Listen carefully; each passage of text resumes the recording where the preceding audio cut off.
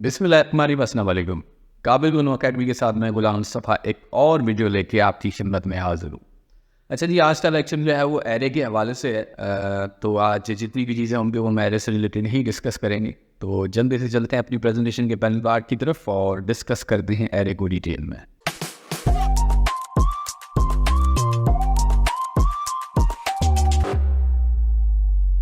तो जी ये हमारे आज के एजेंडा है, सिर्फ एक ही टॉपिक होगा एरे और उसको हम डिस्कस करने वाले हैं। सो लेट्स स्टार्ट।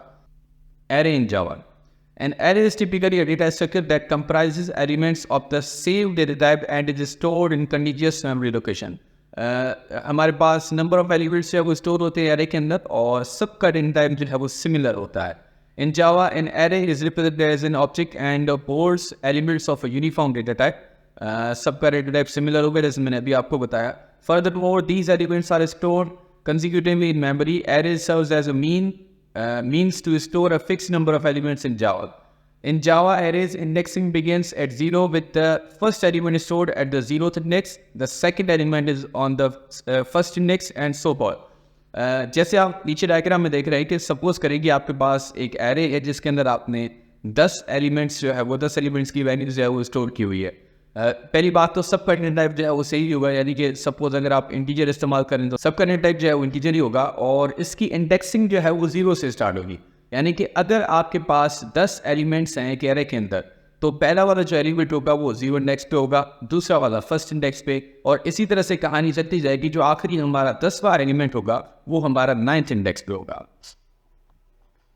ये सिंटेक्स है एरे का और इसमें जो है वो हमें इनिशियली इसका डेटा टाइप मेंशन करना पड़ता है। उसके बाद जो है वो कोई भी एरे का नाम या वेरिएबल का नाम भी यहाँ पे मेंशन करना पड़ता है। उसके साथ हमें 2 ब्रैकेट्स देनी पड़ती है। ये साइन होता है शो कराने के लिए कि ये एक एरे है, एंड देन इक्वल साइन के बाद न्यू कीवर्ड के साथ हमें डेटा टाइप और साइज मेंशन करानी पड़ती है। जैसे कि आप देख सकते हैं कि यहाँ पे मैंने 5 जो है वो साइज मेंशन कराई है, यानी इसकी टोटल जो लेंथ होगी वो 5 एलिमेंट्स की होगी।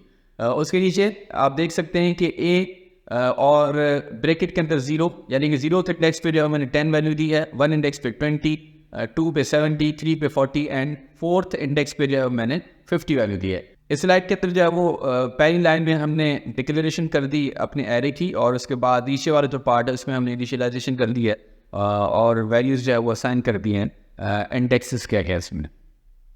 ये एक बहुत ही सिंपल सा एग्जांपल है जिसमें हमने एक क्लास क्रिएट की है, उसके अंदर हमारा मेन मेथड है और मेन मेथड के अंदर आप देख सकते हैं कि हमने एक एरे बनाया है जिसका डेटा टाइप हमने इंटीजर रखा है, नाम उसका ए रखा हुआ है। लेकिन अब आप यहाँ पे देख सकते हैं कि हमने एक ही लाइन के अंदर जो है वो डिक्लेयर भी कर दिए हैं और वैल्यूज़ भी असाइन कर दी है, इनिशियलाइजेशन भी कर दिया है। तो हमने वैल्यूज़ का न्यूमरेसिस के अंदर जो है वो दे दी है 33, 3, 4, 5, यानी कि टोटल 4 एलिमेंट्स हैं और सबका डेटा टाइप इंटीजर है। और नीचे उसके हमने जो एक लूप लगाया है और लूप की लेंथ हमने उतनी रखी है जो हमारे एरे की लेंथ है और उसके अगेंस्ट में हमने सारे के सारे एलिमेंट्स जो है यहाँ पे प्रिंट करवाए हैं system data out dot print को इस्तेमाल करते हुए। अच्छा जी, एरे की 2 टाइप्स होती हैं, single dimensional array and multi dimensional array.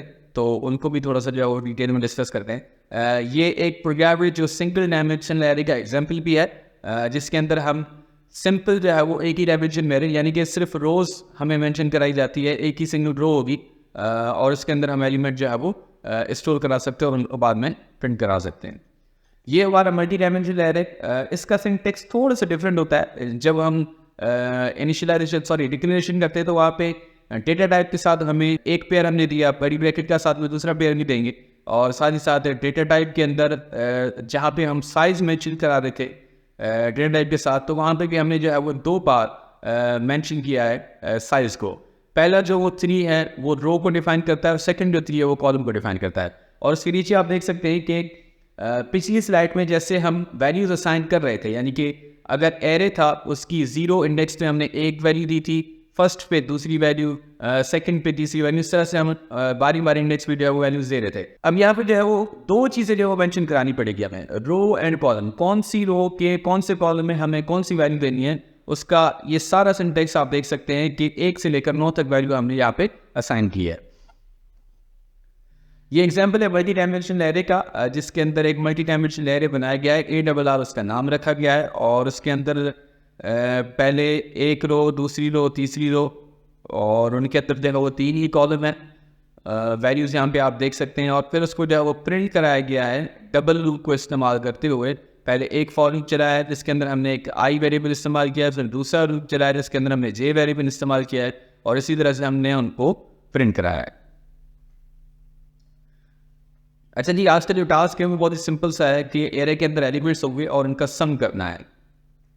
ये उसका सूडो कोड है, और पहले स्टेप के अंदर स्टार्ट हुआ, फिर इनिशियलाइज हुआ, एरे को जो है यहाँ पे बनाया गया है, फिर एक वेरिएबल क्रिएट किया गया है सम का, और फिर हमारा लूप चलता है, और लूप के अंदर ही जो है वो हमारा सम परफॉर्म होता है, यानी कि हर मरतबा sum is equal to sum plus array और इंडेक्स उसके साथ मेंशन किया जाएगा।